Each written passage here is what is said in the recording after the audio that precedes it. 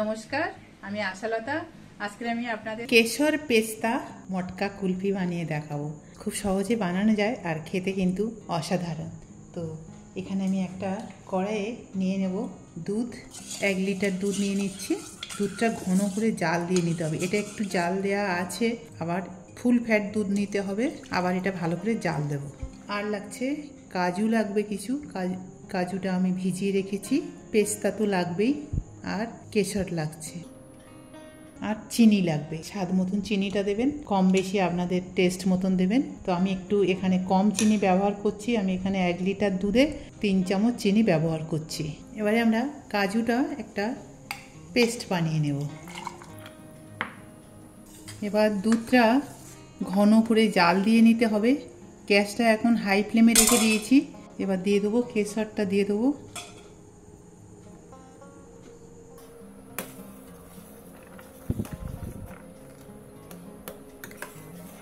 Continue নাড়তে হবে, না তো তলায় লেগে যাওয়ার ভয় আছে, আবার পড়ে যাওয়ারও ভয় আছে।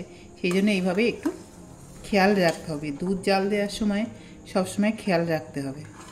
এবারে আমরা পেস্তাটা খুব ভালো করে কুচে নেব, কেটে নেব। এটা খুব ভালো করে আমি কেটে নিয়েছি। এরকম একদম ছোট ছোট টুকরো করে দিতে হবে। এটা হয়ে গেছে। ঠিক এইভাবে এখন এটা রেখে দিচ্ছি।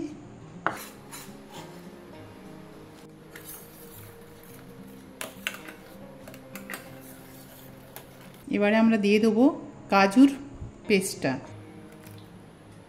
দিয়ে আবার এটা একটু ফুটিয়ে নিতে হবে। আর দিয়ে দেবো চিনিটাও দিয়ে দেবো।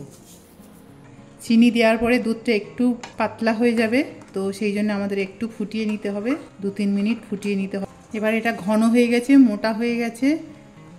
এবার এটা একটু ঠান্ডা হয়ে গেলে আরও মোটা হয়ে যাবে। এবারে গ্যাসটা বন্ধ করে দিচ্ছি, এবার নামিয়ে নেব। তো দেখুন কতটা মোটা হয়ে গেছে। এবার এর মধ্যে আমরা দিয়ে দেব পেস্তা বাদামটা, দিয়ে দেবো একটু এলাচের পাউডার, দিয়ে আবার এটা ভালো করে মিশিয়ে নেব।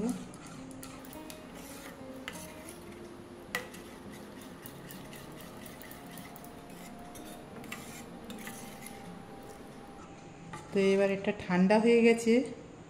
এবার এতে সব ভরে নেব।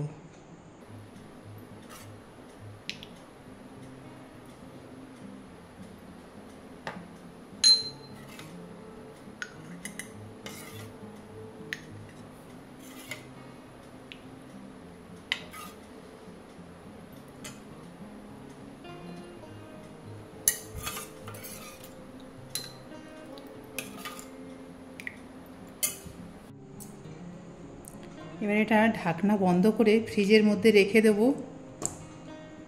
5-6 ঘন্টা পরে এটা বের করব। এটা একটা ঢাকা দিয়ে দিলাম, অ্যালুমিনিয়াম ফয়েল।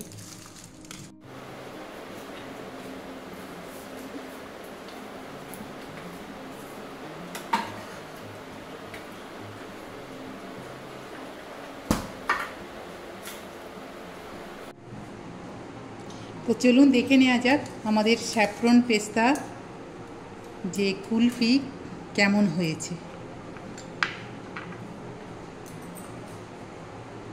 দারুণ হয়েছে। এইভাবে আপনারা বানাতে পারেন। কত সহজে বানানো যায় দেখে নিলেন আপনারা।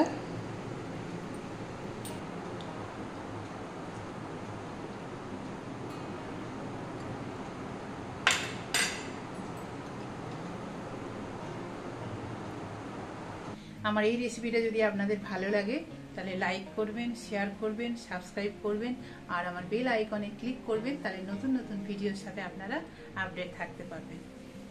নমস্কার।